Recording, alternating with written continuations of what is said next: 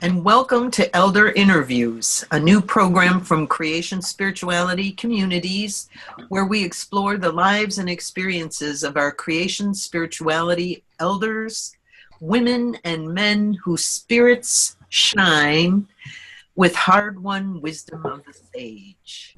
My name is Penny Andrews, and I'm delighted to be your host for this session. And it is also my pleasure to introduce John Robinson, who will conduct our interview.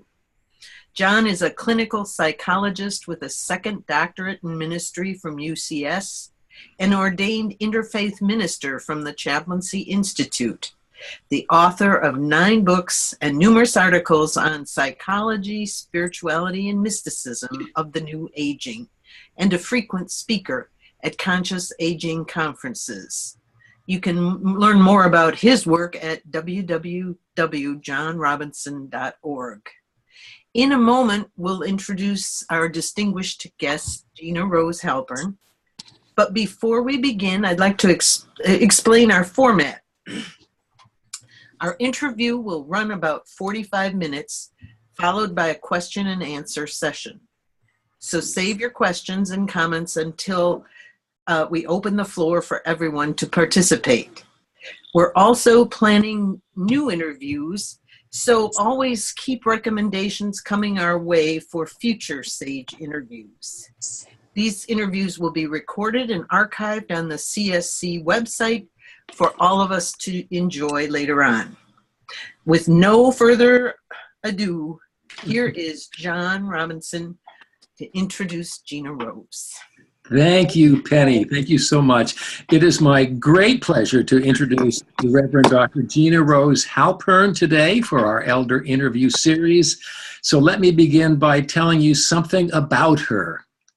In 1999, after completing her Doctor of Ministry degree at the University of Creation Spirituality, Gina Rose founded and became the first director of the Chaplaincy Institute, an interfaith seminary in Berkeley, introducing the wisdom and practices of the world's great faith traditions. She, as it is nicknamed, ordains graduates for a wide range of ministerial opportunities. I attended this amazing program, was ordained in 2008, and I can attest to its remarkable value as a personal and professional growth experience.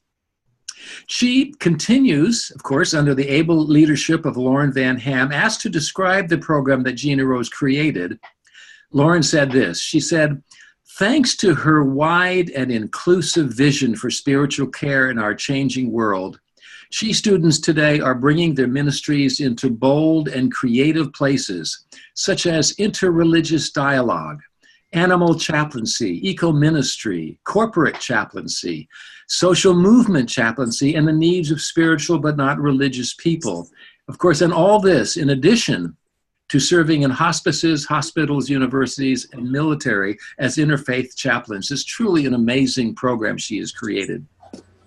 By way of background, Gina Rose is a peace chaplain through the Peace Abbey of Sherborne, Massachusetts. She also has an MA from Holy Names University of Oakland with a focus on creativity, culture, and spirituality, and of course a Doctor of Ministry degree from the University of Creation Spirituality. She's been on the faculties of John F. Kennedy and the local universities and served as an administrator with the Antioch College Buddhist Studies program, leading educational groups in India and Nepal.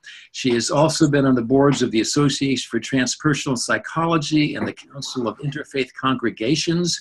Also fascinating, this is very interesting, Gina Rose worked with Patch Adams early in her career, an American physician, comedian, social activist, and author who traveled the world with others dressed as clowns to bring humor to orphans, patients, and other hardship people.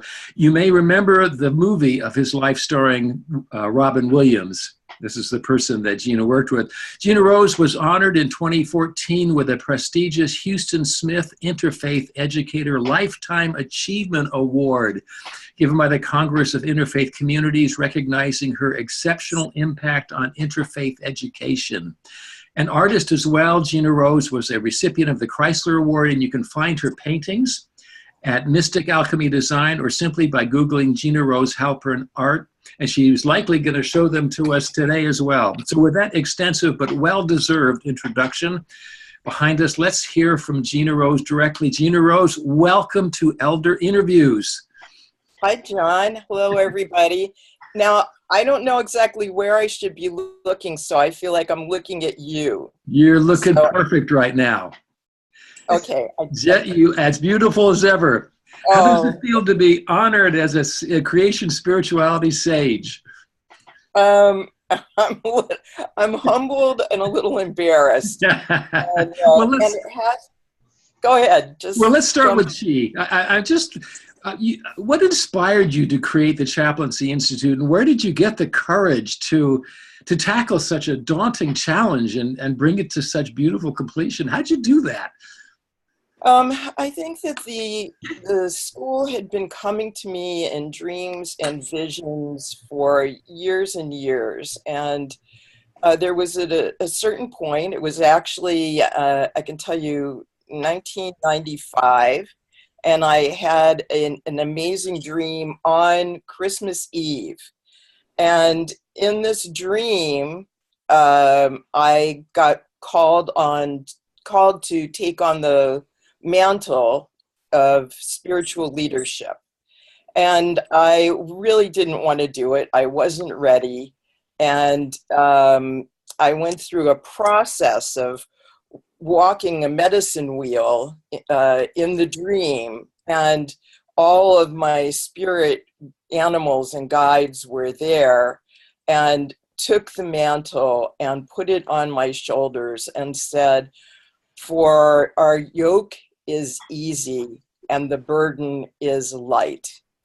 L-I-T-E-N-L-I-G-H-T. Oh. And then I still had my bargains with God, and that's quite an interesting but longer story. And you can tell me what we have time for here. Oh, that's beautiful. So where did you go with it? There must have been a lot of obstacles, people saying it can't be done, or how can you have an interfaith minister? Well, I was teaching at JFK University, and I had been teaching with Matt Fox. I had been working, I taught a lot of different places, and I started looking at something which felt sort of unjust to me, which was people were going to these schools and getting fabulous degrees, but the degrees didn't complete an education with anything that could be put into action on a path of right livelihood and service. And it was about 1998, and the Joint Commission on Hospital Accreditation mandated that if an institution provided Medicaid or Medi-Cal or Medicare, that they had to provide spiritual care. And that really opened a spiritual care appropriate to the needs of the individuals, or the faith needs. And I looked at that, and I also saw that there were no places that actually trained interfaith chaplains to work in institutions. And the nudging, the spiritual nudging, the visions and the voices, yes, I do hear them and see them. It kept at me, and eventually I said, yes, I would. Oh, I've lost you visually. You'll come back every time you talk. Okay, so I started looking at curricula from these different institutions and seeing what wasn't offered anywhere else. And that was how I began formulating the initial curriculum for Chi. Wow. Were there any particular challenges that really tested your mettle? Yes, people said I was nuts. and I said to myself, "You're nuts. This is a huge, monumental, and who am I to do this? Yes. But then the question of who are you not to do this? And people saying you have to raise $250,000 to do something like this. And I said that will, if I just do that, I will be nothing but a fundraiser, and the school will never be brought into reality. So I looked at my life and I said, I've already had a very incredible life up to this point. Can you hear me? Yeah, I can hear you. Somebody got a phone on? Somebody has a phone and a computer on at the same time. And that doesn't work. Okay, back again to Gina Rose. So, what I literally did was I invested my retirement in creating the Chaplaincy Institute. So what a leap of faith. It was truly, but it felt so important when I looked at the world, when I looked at the state of healthcare, when I looked at the breaks between spiritual traditions, that it just was, to me, there must be a place where people could learn how to really deeply speak across the spiritual divides, and as Houston Smith did, to practice across divides, and in that way create this new reality for care and for ourselves, for institutions and communities, and for our planet. And the time felt like now. Oh, Gina Rose, you have truly been a spiritual warrior, an activist. I'm so moved by that. Let me take it back further. What early people, events, or influences shaped you to become who you are, and what star have you been following? Well, what really shaped it was I'm a baby boomer. I was born. My dad had been in the Second World War in the occupation forces in Japan. My parents were both Jewish, so the Holocaust was a big part of not my personal family history. My family had already emigrated from Russia because of the pogroms, but we were living with all of that kind of the suffering of the Jewish people. And it just occurs to me that, especially today, being the first day of Rosh Hashanah, that the star, I think, was being brought up in a secular Jewish family. Basically, there was no God, but there was science and politics and social justice and education and art and music.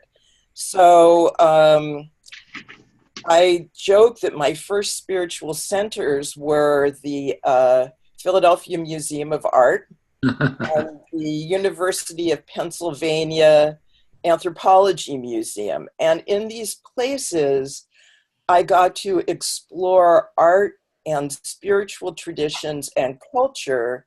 And there was no one saying you could only go in this room if you believed this particular doctrine. There was no guard at the door. There was just the flow from one room to another of the art and culture of peoples. So I could go from an Egyptian tomb and these incredible pieces of art and sculpture into the part of a Christian monastery, and that flowed into a mosque, and that flowed into a Zen garden with a temple in it. And all of that spoke to my soul and said, this is how it's supposed to be, through beauty and through nature. Nature doesn't say you can only walk across this piece of grass if you're this color, or if you believe in this doctrine or dogma. We do that. We put out rulings that say this state, this country, and you must not trespass. So those things were really so, that was where my soul got made. And that was what I believed as following the star of beauty and really justice in a way, that every being and all the creatures had a right to life, to joy, to relationship. And that's what I just followed. And the only place for me to really follow that was through art. I had no language for spiritual traditions, but I went to art school, and I followed that to an island in Maine, because art school was at that point very minimalist, the art movement, and I wanted to follow where people were still making art based on these deeper realities. You know, art. Break that track, reel me back in. No, that's beautiful, because it's a great segue to the fact that art has been such an inspiration in your life and your work. It has been a deep calling of your soul. How has art inspired you to proceed in this way? What does it mean to you? And you might show us some of the art you have in your studio. Well, I'm just going to lift the computer up behind me, and I hope that you can all see this. Can you see a profile of a man? Yes. That is my grandfather.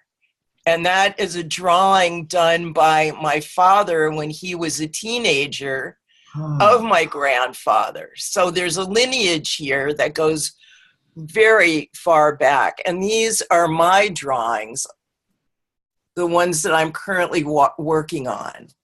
And it's about seeing the world. Forgive tell me if you can see what I'm trying to show. It's beautiful, yes.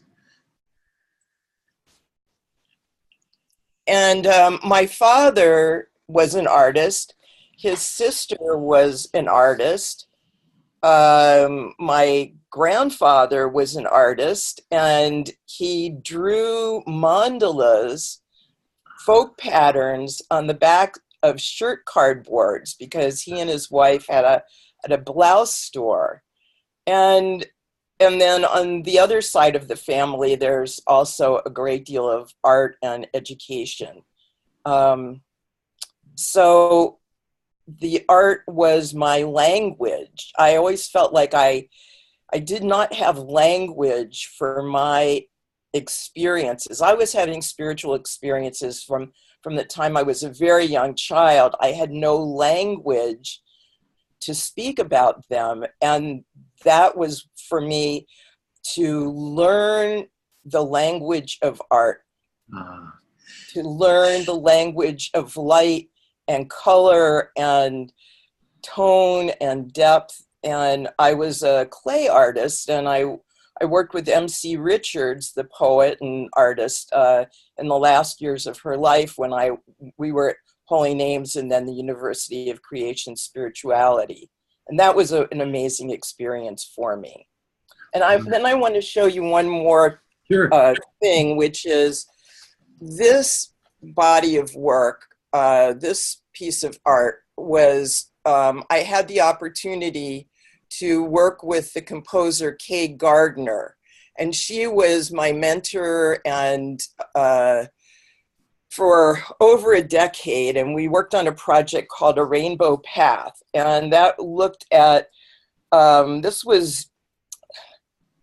it was before yoga was part of contemporary cultural language, and she was putting together these pieces of the notes of the musical scale and the work of Pythagoras resonated at the same frequency as the visual light spectrum, and those corresponded to the chakras of the Hindu system, and we put them together to create this body of work for healing and meditation, and that work is called a rainbow path, and it's still available. I still use it for healing and meditation, and that work went into hospitals and healthcare centers, and it really was, she founded an organization called Healing Through Arts.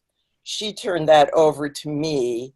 That was the baby, that was the predecessor, or would be a better way to say it, of the Chaplaincy Institute.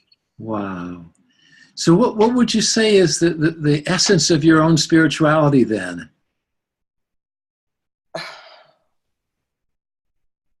Everything. Everything. That sounds like a true mystic. You know, I can't, isn't there a Hafiz poem? I can no longer call myself Yes. a Christian or a Buddhist or a Jew. God has formed me in this way of today I did watch some services in Jewish music because it's Rosh Hashanah, but I would equally follow, I go to do Buddhist study, and 12-step recovery work is very important to me. That actually is the place that I feel the greatest life of interfaith exists within all of these 12-step Anons, Al-Anon, Alcoholics Anonymous, which is of course the first one, Gamblers Anonymous. The only requirement is the desire to give up the cause of your suffering, and everyone is welcome. Mm-hmm. It doesn't matter what you believe in. There are ways within the materials to help you navigate the waters of spirituality, and people to help you, and the telling of stories. So it really is an incredible model. And I think also somewhere it says, our leaders are but trusted servants. They do not govern. And I love that also as a model of how to be. So, you know, really for me, and nature, all of these combine to make a gestalt package of spiritual life for me. You've lived you've really trusted the call of spirituality, of your own soul, all the way through your life, it sounds like. You were telling me recently that you've recently had some rather remarkable near-death experience and connection back again to that dimension. What, can you say something about that? Actually, I can, and it's interesting. This is just about an anniversary, because 2 years ago, right after the high holidays, and the days between Rosh Hashanah, which is the Jewish New Year, and Yom Kippur, which is one of the great. This is a two-part holiday, I guess is how you would say it. They're called the Days of Awe, and they're seen as the time when the veil between the worlds is thin, and the book of life, all of creation walks before the divine, and the book of life is open. Who will live and who will perish within the next year? And none of us really know. And so 2 years ago, and so we pray for those we love and those we don't know, and we pray for our enemies, and we pray for the ways in which we've missed the mark the past year or in our lives, and we make amends to people. And I just think for anyone, it's a great practice. So 2 years ago, I wasn't feeling well, and I had already, I had been born with a heart defect, and I had open heart surgery in 2005, and I had multiple near-death experiences surrounding that. And then I had cancer in 2013, and that put me into another kind of state. And it also, the cancer treatment impacted my heart. And so right in the doorway of my own home, well, I passed out. I died. And I said, God, if you bring me back from this one, it's got to be more joyful. And life needs to be more joyful, and I need more friends, especially ones with dogs. And so basically I died. It happened that one of the first students with the Chaplaincy Institute was visiting me, Reverend Christine Morgan, and I called to her, and I became conscious, and my feet were in the house, but the rest of my body had fallen onto the threshold. Just think about this, being in a portal between life and death. And I was on my knees holding my head in my hands, and my head was on the ground, and I realized I was in the Muslim position of salat, of prayer. And I just started saying, Holy One, I surrender, I surrender, I surrender everything to you. And at that point, I fell back into the house, and Christine stayed with me, and I'm floating in and out of consciousness. And I'm seeing like veils in front of me that have, against the light, they have gold letters, letters of light. Well, I didn't really know they were letters at that point. I just thought they were symbols. And eventually I realized that they were words in languages that I could not understand, that were all about walking through the veil of peace beyond understanding. And she eventually called the paramedics. They came, they did the electroshock thing numerous times, and all of this I'm conscious through. And then I'm in the hospital for 4 days, and it happened to coincide with the autumnal equinox, the full moon, a lunar eclipse. I mean, all of it was happening right then, and my body was trying to decide whether it wanted to stay on this planet, and it also knew that it was okay to go. And it was really an extraordinary experience, that whole process. Yeah. Actually, I'm going to stand up because I have the first drawing in this series is this one. Actually, it's interesting. There's all kind of reflection on it, but so it makes it even more like the experience that I had of walking through these multiple dimensions, and the light being put on them, and having many choices of how I was going to go. Should I stay or should I go? And well, I'm here. Why did you decide to stay then? Do you have a sense of that? I think the message that came to me was, yes, it can be more joyful.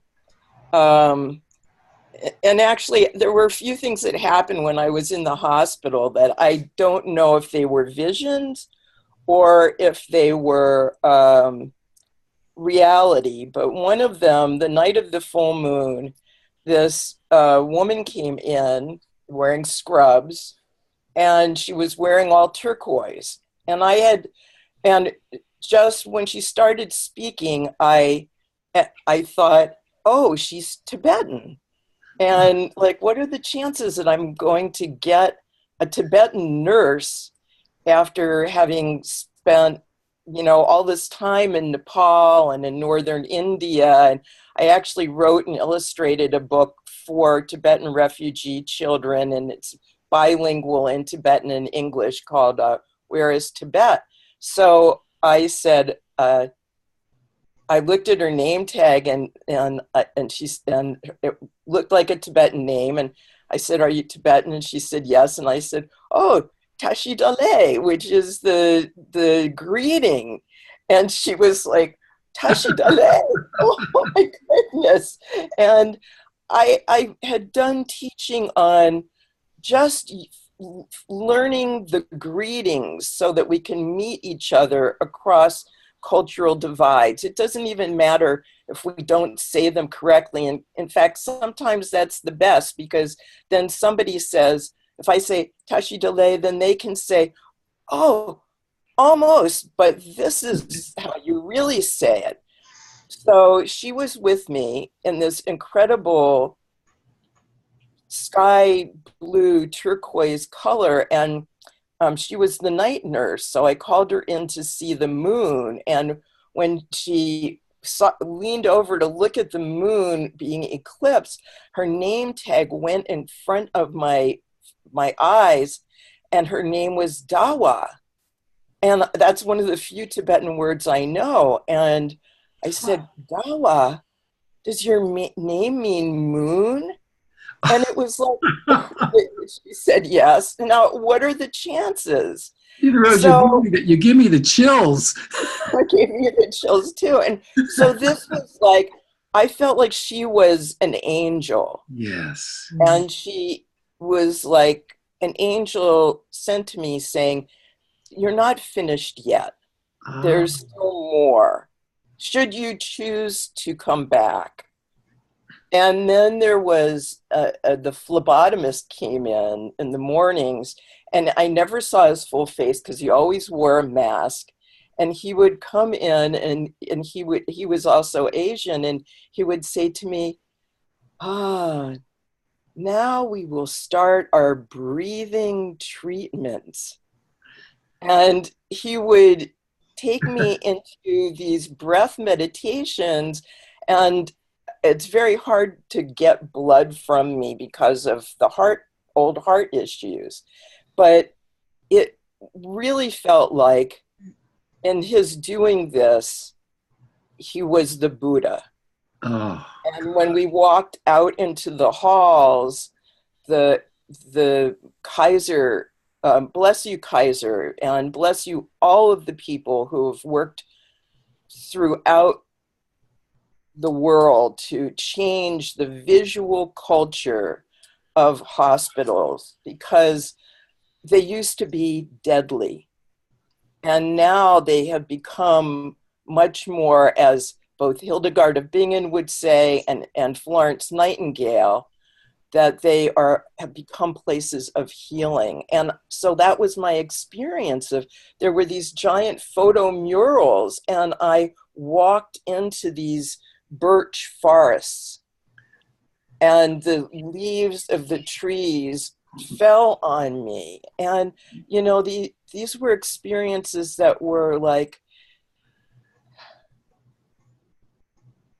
there's more to still love in the world, more to still to appreciate. And so in coming back, I started this whole series. I wanted to capture those incredible experiences, and especially to be able to say to people, my experience of death is one of profound beauty and connection to this world beyond. It's just so much creation spirituality, really, of this connection to the cosmos, and feeling that we are not separate, that we are really a part, that the patterns of, I'm going to move you to another drawing, or I think I'm going to try and hold this up so you can see it, because this is the one I am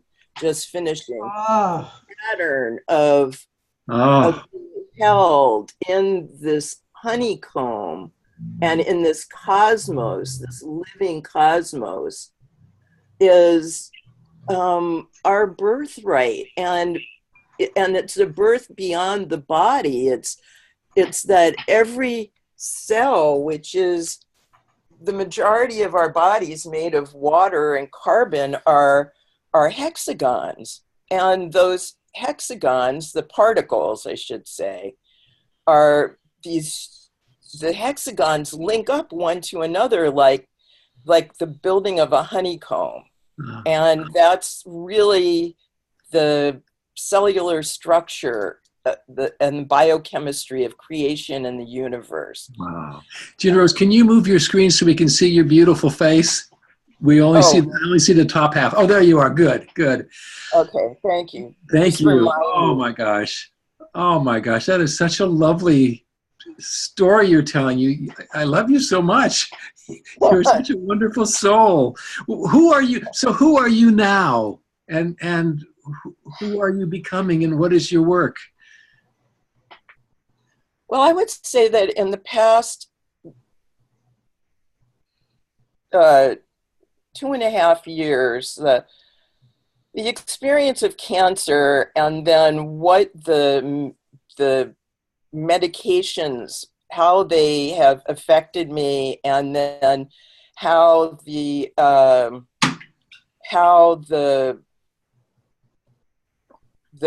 where it interfaced with my heart, which that story that I just told you, it really affected me deeply. And I ended up with, well, what they call, from the cancer, I have neuropathy in my hands. Oh dear, you're gonna meet my best dog friend. Oh. That I don't know if you can see her. Yeah, we can. What's her name? Her name is Moxie. Oh, so I'm falling down in the doorstep of my house, and I'm praying for a dog, and she showed up. She's my neighbor's dog. So, I don't know if they're going to stick around, or once they realize that I'm occupied in here, they might depart. But anyway, so a dog showed up in my life, this puppy, this golden puppy, and her owner, who have just really raised my spirits, because I literally got too sick to do much but stay and make art.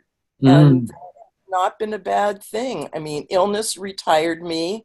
I wasn't ready, but I think that what it did was bring me back to what I would call my original operating instructions of art. And it's been a very contemplative past few years for me. And, but I'm writing a book.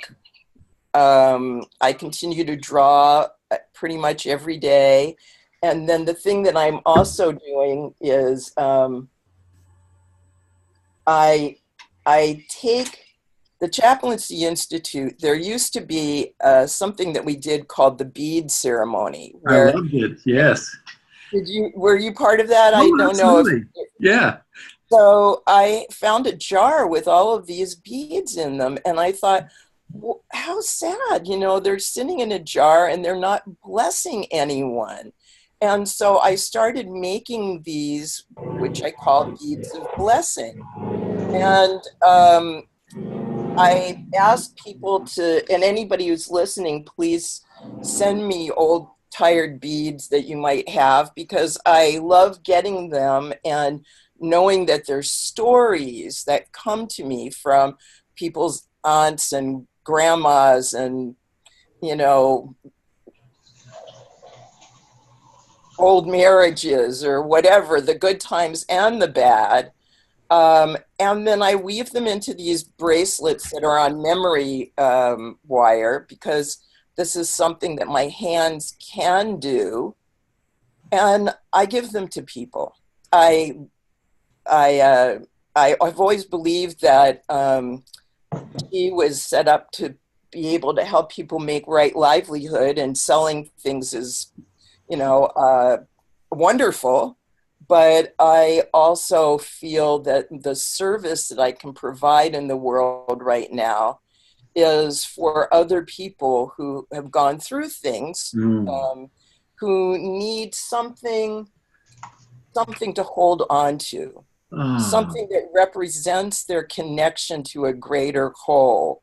So when I give these to someone who's trying to get sober, or someone who's just had a death in the family, that they have something to hold on to. And great stories, it's been so much fun for me. It goes back to the original dreams of the calling about giving things away.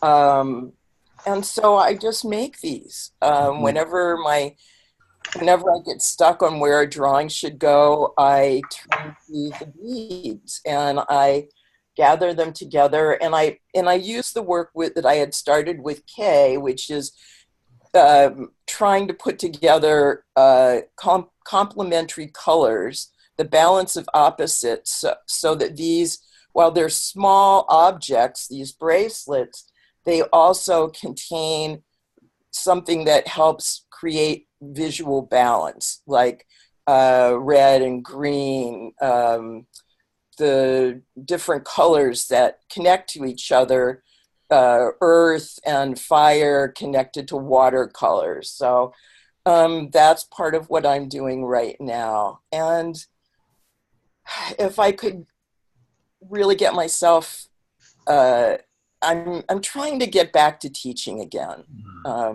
But that's been challenging because it's like, and this is really where I think that the talk about the aging is so important, because we don't know how we're going to age. I mean, I used to take 5-day kayaking trips around the islands of Maine and hike in the Himalayas. And now I have a walker, and I use the walker to go get my groceries because I can't really drive. I have chronic vertigo and I'm not safe on the road.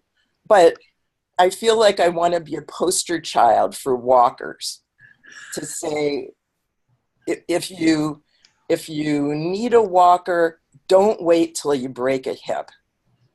Now they have red walkers and blue walkers. Yeah. And I used to have a stuffed tiger head on the front of my walker. I think it's time I put that back on.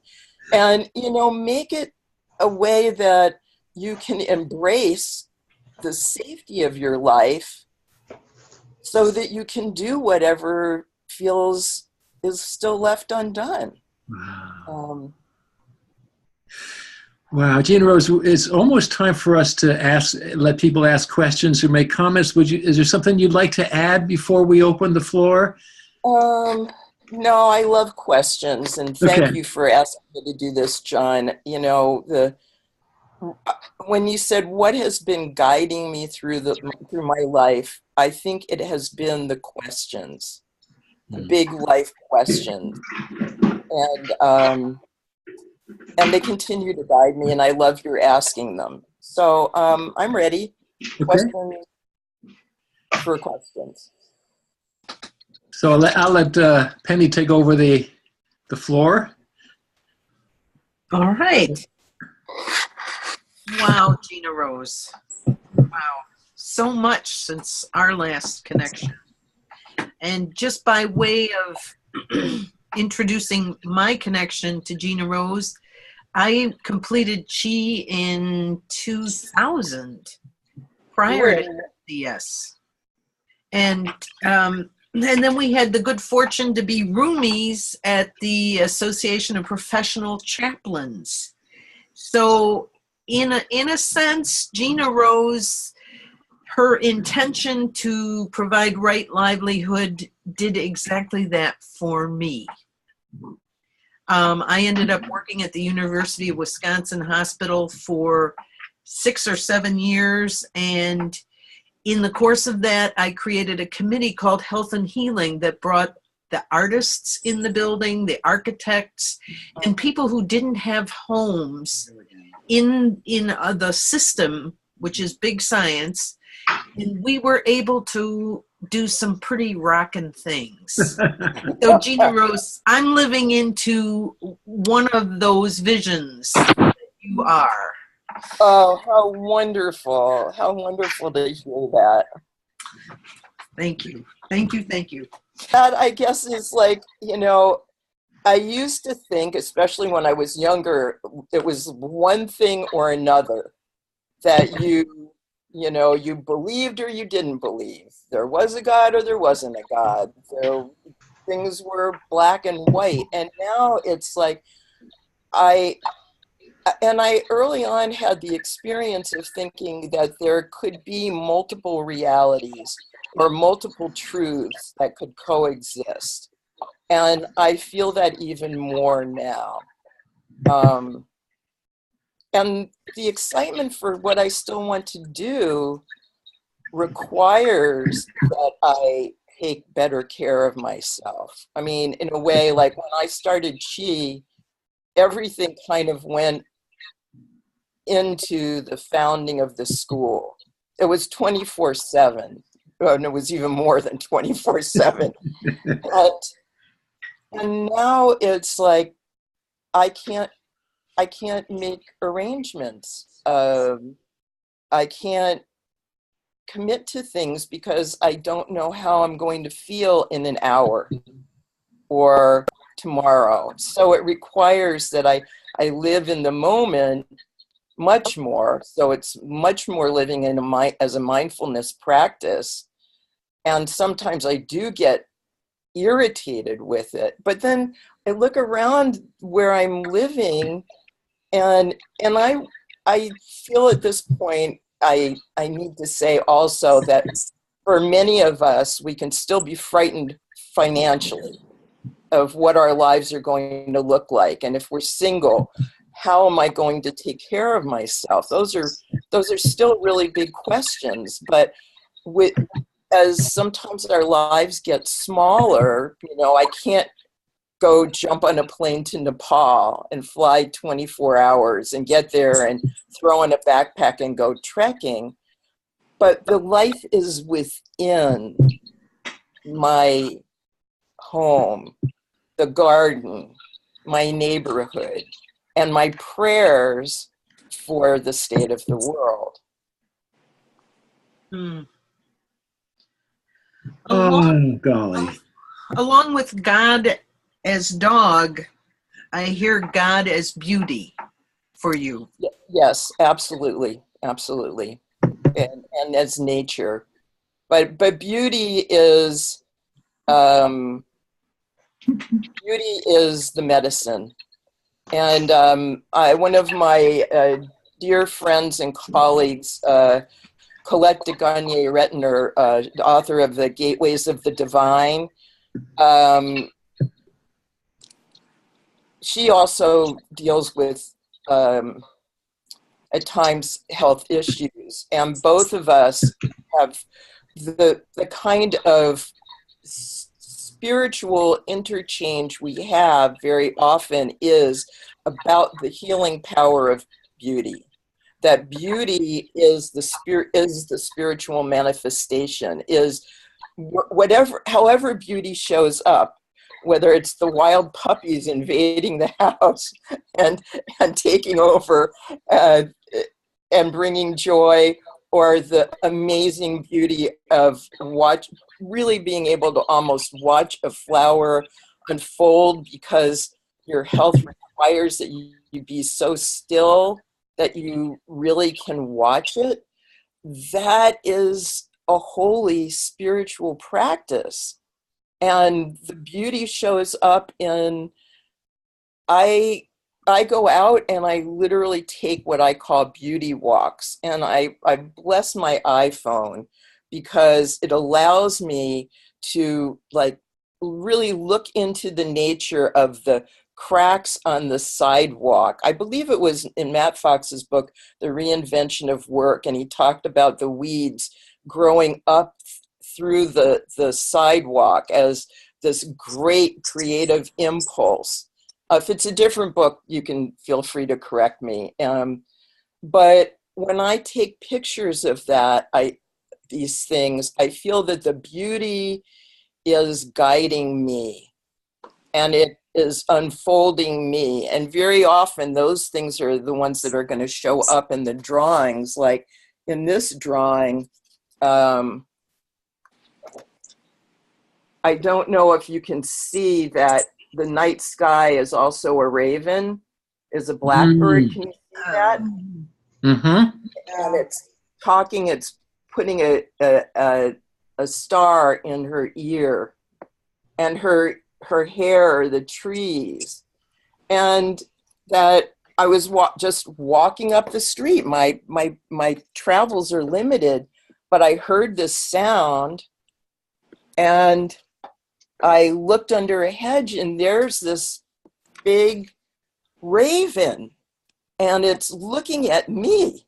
Just we're like eye to eye. We're having this profound, it hopped around, but it kept gazing at me, this eye-gazing darshan. And it was amazing to me. And another time, just on the same walk, I found a hummingbird nest. Now, these to me are holy experiences of the divine. And they touch me and they feed me.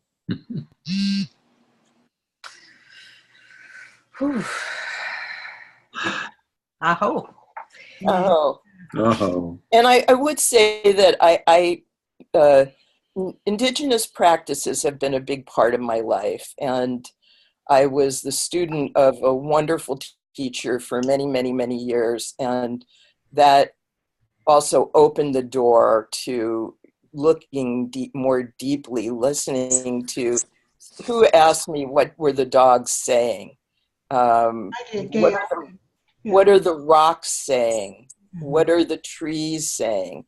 And that practice, I have a wonderful assistant right now. I need help. I need an assistant. He has an indigenous practice. And that's how we pray together. How wonderful. And so it's all of these things inform and enlarge, enrich my life. I see a question forming, Penny. Well, I wrote 3 people down that I know have been influential in your life. And you've talked about each of them, actually. MC Richards, your father, and the minister at Isle of Ho. Oh. And I wondered if you might share a word or two about what each of them, what their presence in your life gave you. So Isle of Ho is part of Acadia National Park, and I moved from graduate school to Deer Isle, and then I moved from Deer Isle out to Isle of Ho, and that was 6 miles out to sea, and I lived 6 miles at the end of that island. And it was an amazing life. You know, we had no running water, no electricity. We had an outhouse. We had a well. We had a flock of sheep on another island. It was a very biblical life. But I was in my 20s, and I had art language, but I had no spiritual language. I couldn't communicate. And I was desperate. I was just desperate. And it took me to the point of contemplating suicide, just contemplating walking out. I must have been about 23 or 24, walking out into the ocean and not coming back. And then I was still contemplating that. It was New Year's Eve, and there was a biblical scholar on the island taking a sabbatical. And I went to this New Year's Eve party, and I asked him if he would teach me the Old and New Testament. And he agreed. And so I know this is like, some of us are the age we remember people saying, and I walked 6 miles in the snow to get, well, I did. I walked 6 miles in the snow to go study the Bible, and we started on page 1. And as soon as I opened it, I knew I had arrived at it was the first opening of a door into spiritual life and language. I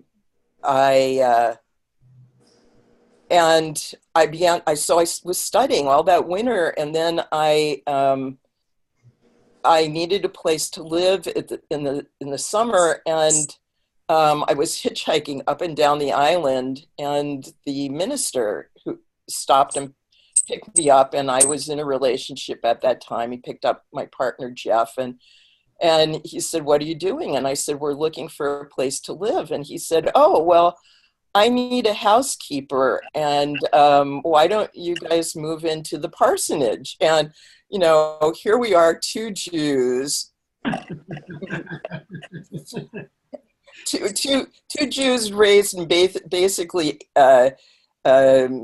secular Jewish families, and we move in with the minister. And at that point, I had read through almost the entire Old Testament, and I deeply, deeply got it, especially when we got to Psalms. And it was 139. It says, "If I put on the wings of the morning and fly to the uttermost parts of the sea," well, that's where I was. I was in the uttermost parts of the sea. "Even there, thy hand will guide me." And it just spoke to me. I felt something was happening. And then I started reading the New Testament, but I was reading it in the context of being the housekeeper for the minister and his daughter and going to church on Sundays, which I'd never done. And it was alive. And whatever I questioned and whatever I encountered and whatever I struggled with, here was this phenomenal person and an amazing community that I could just sit and debate all night long.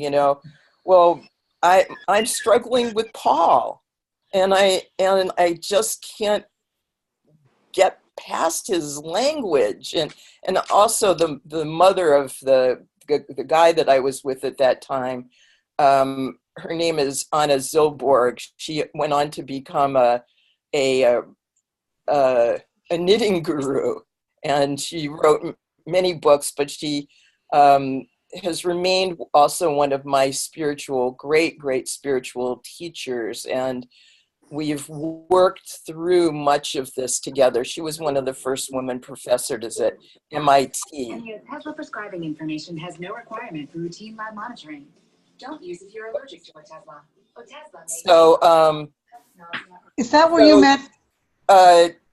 There was Anna Zilborg and Ted Hoskins, who ran the main Seacoast mission, as well as, and when Penny was at the Chaplaincy Institute, we went out and stayed on Isle of Ho for like 4 days, and that was a pretty amazing experience, wasn't it? Very. Yeah. The funeral on the other island that you took a boat to. That's right, we did. It was unbelievable. It was such a gift. I don't hear it. How about MC? Thank you. MC Well, my original degree from Rhode Island School of Design was in ceramics, and again, it was a very biblical life. For for for I am the potter, and thou art the clay, and we are all your handiwork. There's so much about clay in there, and I was studying. I had known about MC forever, but it wasn't until I went to school at Holy Names with Matt Fox and a bunch of other extraordinary people. That's where I met Jeremy Taylor, and oh gosh, the list just goes on from there. Marlene DiNardo and Mel Bricker, and if I left anybody out, Kaleo Ching, but MC came to teach, and I realized that she needed support. She was in her 80s, and to be able to really teach a class in clay, I could provide that for her. And so she continued to come every year, and I just became her teaching assistant, and I got to spend this amazing time with her. Once UCS was born and it moved into downtown Oakland, I would go pick her up and drive her wherever she needed to go, and I'd pick her up and get materials, and we would have these long talks, and she would say to me, "Are you always so controlling? Are you always so uptight? Loosen up." And you need to loosen up and lighten up. And her work was so much more expressive, and mine was like, I was really tightly wound. And I remember this one day, we were driving, we were going somewhere, and she had a whole list of errands, and we were in the car, and I said, "MC, what if we just stop and we listen to the rain on the roof?" And she went, "Ooh, like you're finally getting it. Oh, humble one, oh, little one, you're finally getting it. Let's just listen to the rain on the roof." And she took me to a place of much greater spontaneity. And this was just when I was starting Chi. So, and the last year that she taught, and this was, John, this is so amazing to reflect on this story based on the nature of this conversation. She came into class and she said, "I'm dying. I know I'm dying. My heart is giving out. And this is a poem. And this is my remembered version of the poem. Come to the table, oh my fear, and eat and dine with me, and we will talk and celebrate." And it was all about her meeting death. Come to the table, oh my fear. And she had this great retrospective show, and that night she went home. She was all dressed in purple, and she read poetry, and she just was such a great role model of just how to live fully. And that night she went home and she had a heart attack. And she didn't die then. She was in the hospital for a while. I had to take over the class. That was a big learning for me.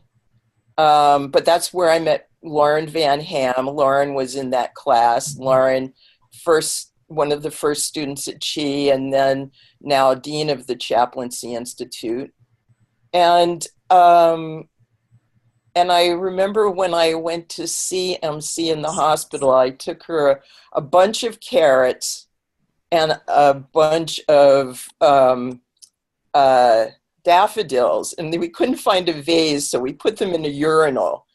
And she she was giving me instructions on how she wanted the class to be run, to complete it in a good way. And it was like really passing on the lineage to me, and in this very important way. And she picked up the bunch of daffodils with the water still on them, and she bonked me on the head with them 3 times, and then said, basically, now go forth and celebrate. And so I went back to the class, and we did a communion of carrots and jelly beans. And because she loved growing things, you know, that was really her spirituality was very tied into the garden. So when you slice the carrot, it makes this perfect moon, and the jelly beans look like seeds. And we did these meditation on the nature of the carrot and the nature of the sweetness of the jelly bean and the colors, and then we ate them. And if you think about it, the carrot, this is my body, which is given up for you. Do this in memory of me. What does the earth say to us that's more amazing than what she gives to us? This is my body. It's the cosmic Christ. It's the biggest communion is this disc of bright orange carrot. So that was MC. I'm so glad these stories are nowhere, but I did just find a video of her, the class she was teaching at that time. And who was the last person? Your father. Oh, Dad.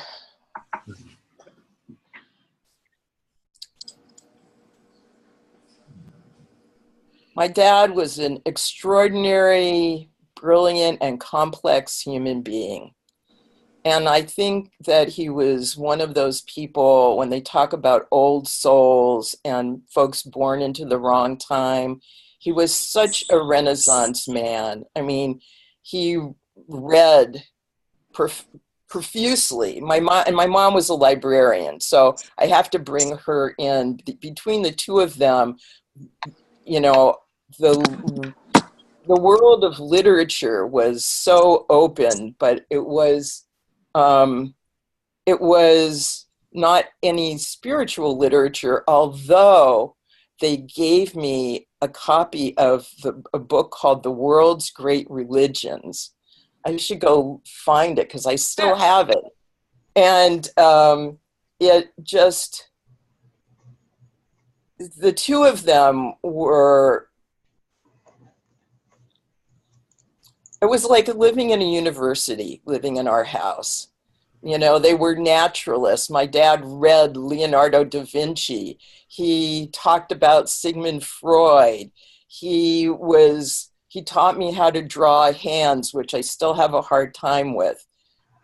He tried to teach me perspective and to teach me about numbers. I mean, his mind was so vast, and he also really struggled, you know, I think with things that post-World War II, you know, PTSD, whatever we want to call it.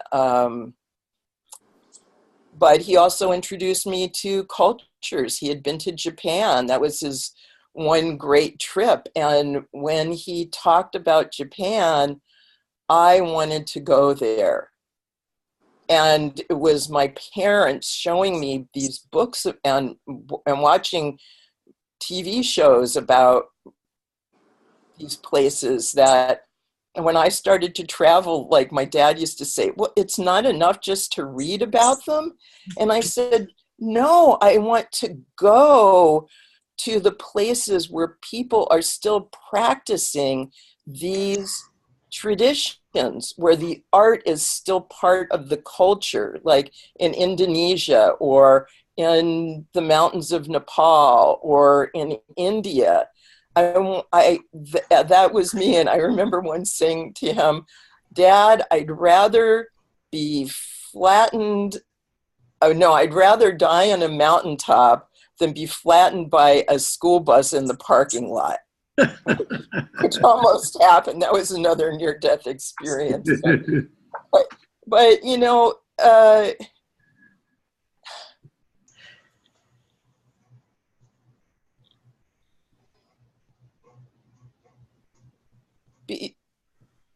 no, I think my sister-in-law said she thought my dad was agnostic and my mom was an atheist.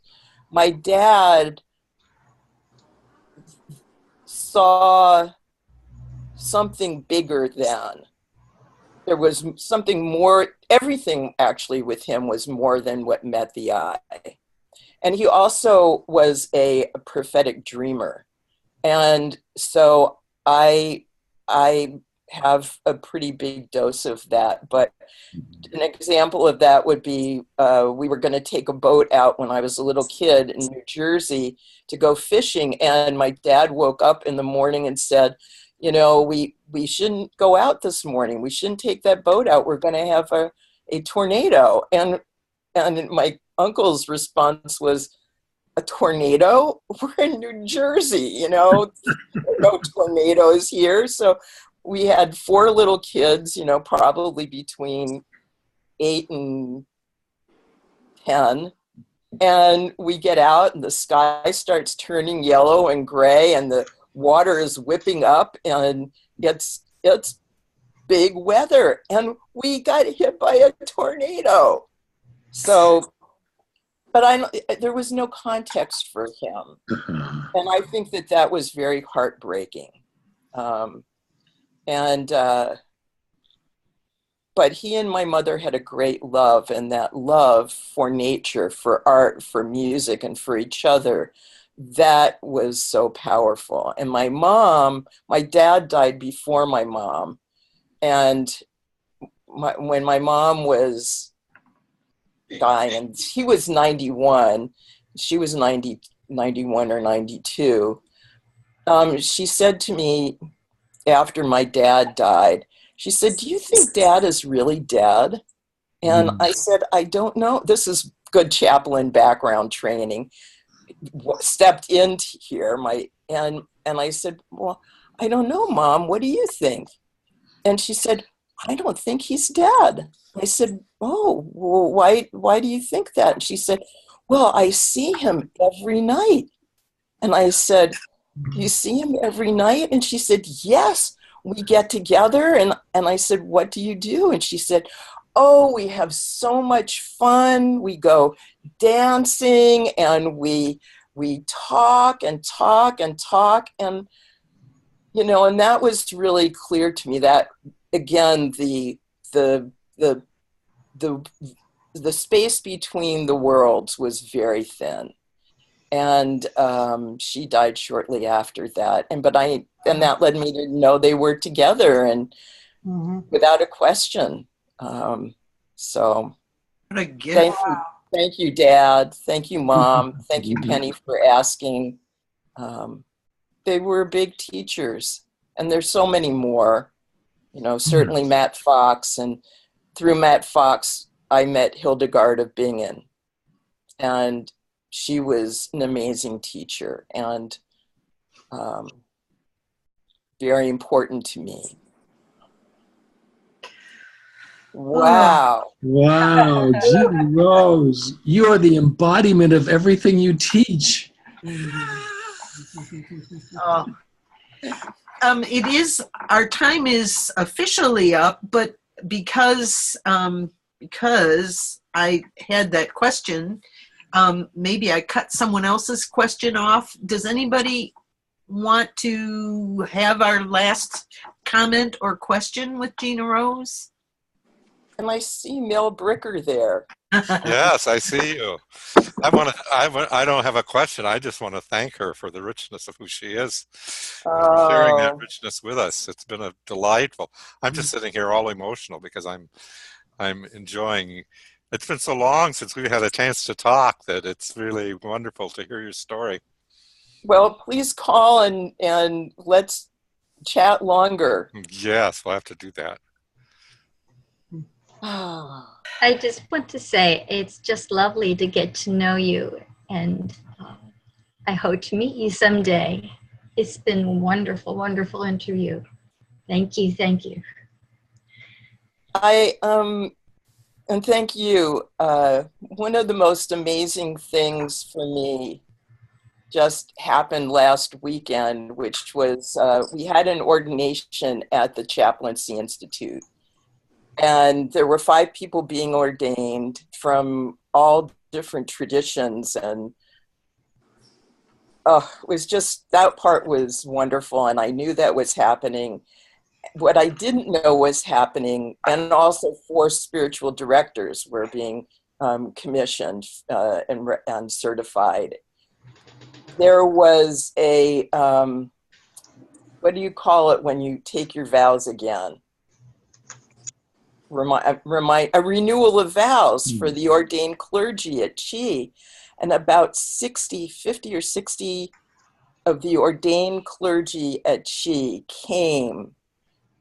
And, you know, Penny, when you said about that the here I'm going to get emotional, that the Chaplaincy Institute gave you this work, when I looked at these people from all the different years, and I thought of all the amazing work that they have done in hospice and hospital and with the environment and in prisons and, you know, across spiritual divisions and around age and mentoring, and I just felt such gratitude that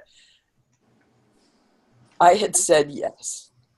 You know, I could not have believed seeing them there, but even more knowing that the ripples of their work and their care in the world, the thousands of lives that they had touched by their work, what you did in the world, Penny, what you've done, John, you know, what the folks have done, I just cannot believe. It's changed things. Someone said to me, it's changed things from ecumenical dialogue within the chaplaincy profession to something that really is more interfaith and recognizes the spiritual but not religious, recognizes the folks whose tradition is the spirituality of dog, the spirituality of nature. And that is more than I could have wished for or imagined, truly. Amen. Amen. Amen. Wow. Thank you so much, Gina Rose. Thank you. And thank you. Thank you for asking me. Thank you for all of us being here together. I feel like I just have done a walkthrough of a life review, but I'm not, my life flashed before my eyes, but I'm not planning on dying anytime soon. You know, your story will live on now in the archives of the Creation Spirituality community. I mean, now people can come over and over again and hear this blessing of richness that you've shared with us. I'm so touched. Well, You know, I think I really have lived original blessing. You have. know, in so many ways. And I can, the gratitude I have for all that creation spirituality gave me is it's just beyond thank you. But I guess thank you has to be enough. that's all we got, mostly what we have. That's great. Well, our covenant had been always to stop recording after the initial interview. I did that with Mel, who and other ones, but this got so rich that I turned it back on again. Good. So because these last answers to the questions were just so rich. So I missed a little bit of the dogs and the garden, but I think then I started recording again. Good for you. Good. I hope nobody here minds if we went a little farther. And we thought it might be private for people who wouldn't want to be on the screen, but mostly it was Penny asking questions. So we hope everyone's fine with that. Yes. And I'm glad that you got to see, you know, my studio and my life and how rich and joyous it is, even within the parameters of dealing very often with illness. But it's still, I've had an incredible life, and I still have an incredible life. And I'm still joyously sharing that whenever possible. And this is great technology. I feel like I've learned something new and more to come. Yeah. Well, I believe, and perhaps this could be our closing, I believe I learned this at Chi. You chant the word thank you 3 times. And does that feel like a thing to do?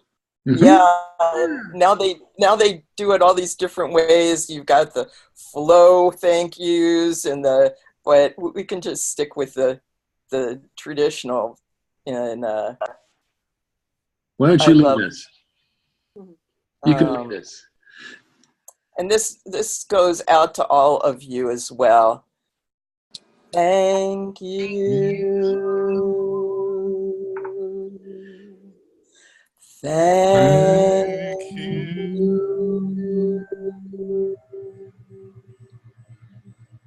Thank you.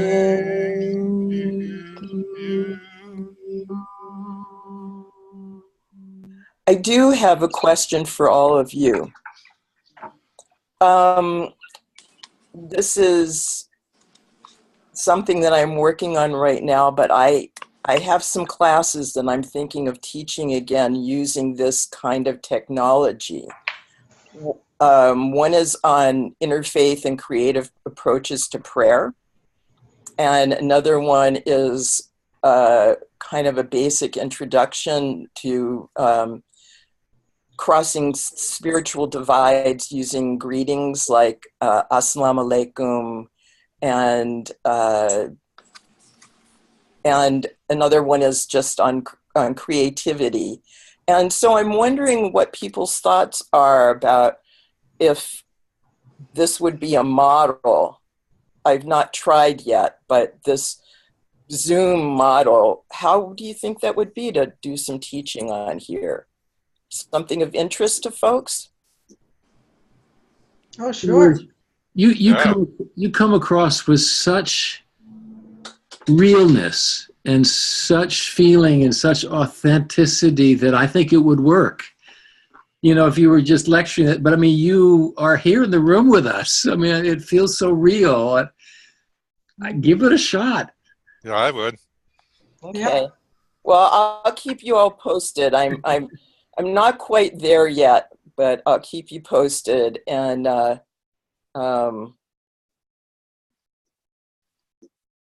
thank you for saying that. I appreciate it. And thank you for Gail, thank you for putting this together. Well, you're welcome, but it was Penny and John and I were a little troika here putting these elder interviews on, and so it's a team effort. And I love it. I love it. Yeah, so thank you so much. All right, this is a perfect way to really step into the high holidays and this time on the Earth calendar of all that's happening. So every blessing to all of you, to who you are and what you do in the world, and all the grace that's available for all of us, and blessings to those you love, and blessings to our leaders. May they have wisdom and compassion, and blessing for all of those who tend the earth in every way. Thank you. Amen. Thank you. Amen. Thank you, Rose. Oh, Oh. I don't want to stop singing.